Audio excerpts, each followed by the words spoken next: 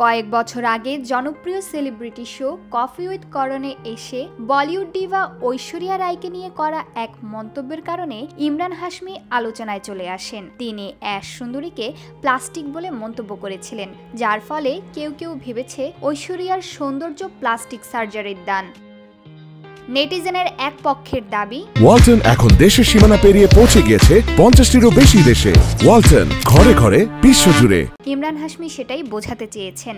আবার কেউ কেউ ভেবেছেন ঐশ্বরিয়ার ব্যবহারে কোনো প্রাণ নেই, তিনি খুব যান্ত্রিক আচরণ করেন সবার সঙ্গে। ইমরান হয়তো সেটা বোঝাতে চেয়েছেন।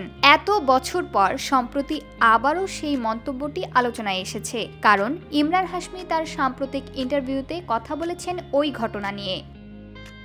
ইমরান বলেন, ঐশ্বরিয়াকে নিয়ে আমি যা বলেছি তার জন্য আমি অত্যন্ত লজ্জিত। ওই ঘটনার পর তার সঙ্গে আমার আর দেখা হয়নি, তবে তার সঙ্গে আমি দেখা করতে চাই, আর দেখা হলে আমার মন্তব্যের জন্য ক্ষমাও চাইব।